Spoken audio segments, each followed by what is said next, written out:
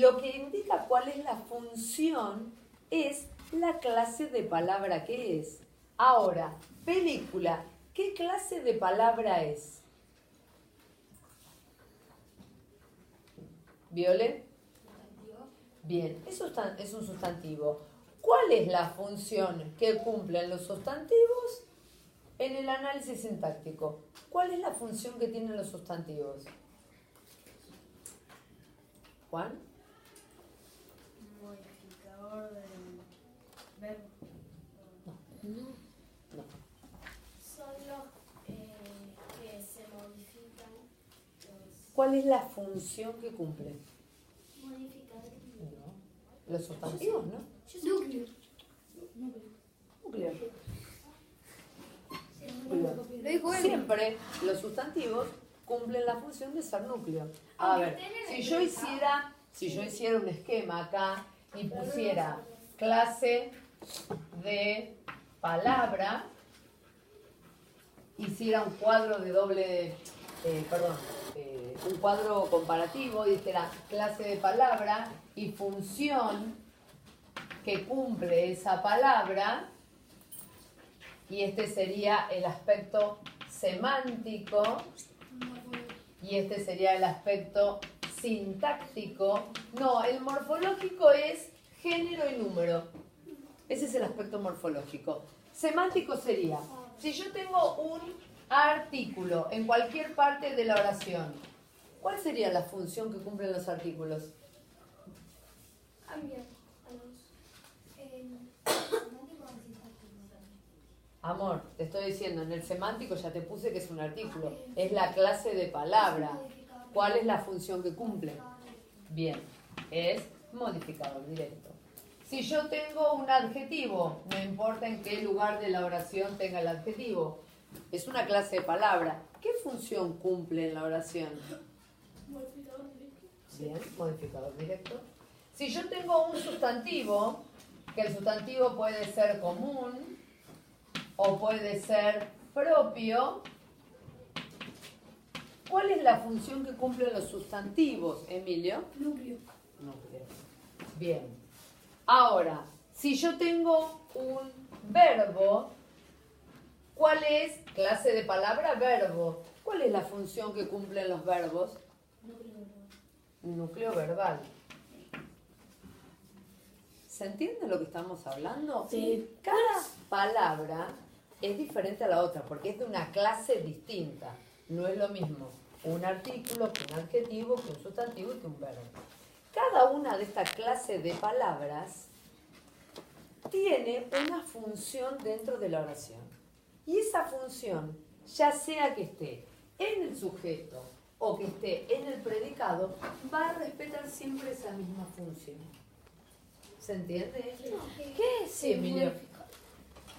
Pero el verbo no va a estar en el sujeto. No, pero ¿sabes qué puedo hacer? Mira, si yo hago esto, a ver si...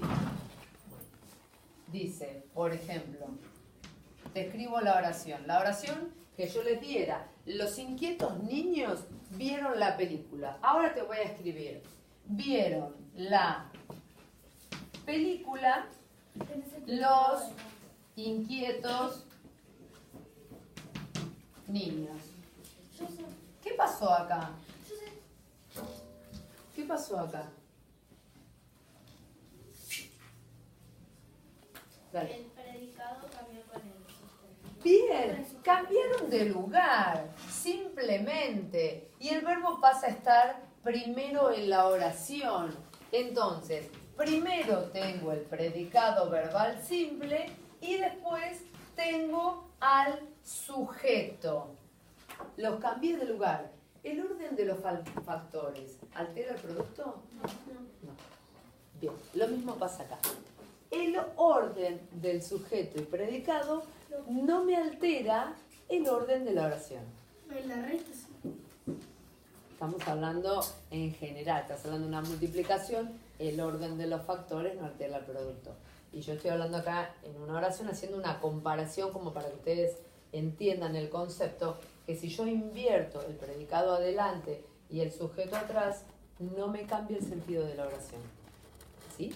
Y el verbo, porque él estaba hablando con respecto al lugar que ocupaba el verbo sigue siendo verbo, esté en la mitad de la oración o esté al principio de la oración. ¿Se entendió esto? Sí. Bien. ¿Qué clase de oración es, Max? Oración bimembre. Bien. ¿Se acuerdan por qué era bimembre? Porque tiene sujeto.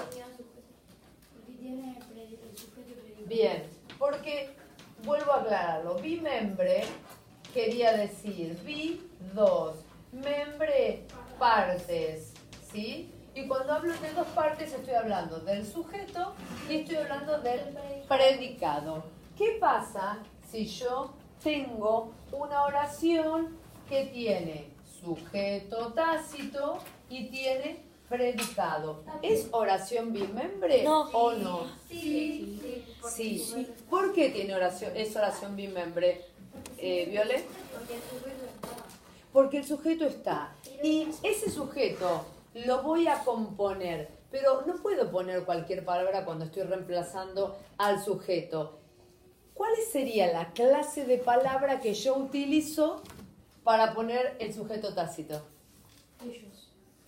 Ellos, pero ellos es una clase no es un artículo. Tercera persona. Un pronombre.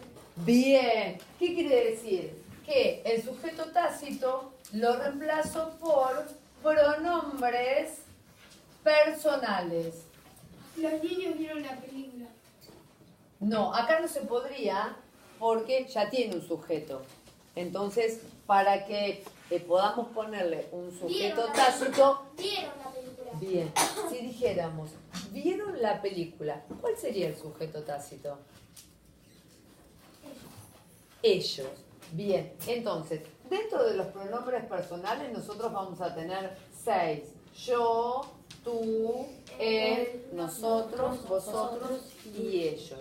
Por lo tanto, cuando le puedo reponer el sujeto, y esta oración tiene un sujeto que no estaba escrito, pero yo se lo escribo y ya tiene un predicado, también es una oración bimembre. ¿Alguna otra pregunta? No. Algo que no se haya entendido, algo que no haya quedado claro y necesitemos aclararlo. ¿Puedo volver a explicar el sujeto tácito? Bien, el sujeto tácito es cuando, por ejemplo, si tuviéramos acá la oración que dice, ¿vieron la película? Esa sería la oración, ¿vieron la película? Entonces, yo lo primero que hago es encerrar con corchete. Lo segundo que hago es núcleo verbal, identifico el verbo. Una vez que identifiqué el verbo, me di cuenta que todo esto es predicado. ¿Por qué? Porque yo le pregunto al verbo y le digo, ¿quiénes vieron la película? ¿Dice quién? ¿Está escrito quién? No está escrito. Pero yo, utilizando los pronombres personales de yo, tú, él, nosotros, vosotros y ellos, puedo reponérselo. Y puedo decir, bueno, no dice quién, pero me está dando una ayuda. Me dice, vieron la película. Y si yo le pregunto, ¿quiénes vieron la película? Ellos. Ellos. Y por lo tanto, como ya tiene un sujeto y este es el predicado, Va a ser esta oración oración bimembre. va a ser una oración bimembre. ¿Hasta ahí? ¿Y qué pasa cuando tenés oración unimembre? Después lo aclaramos. Vamos a cortar acá para no hacer más mezcla de cosas. Quiero saber si hay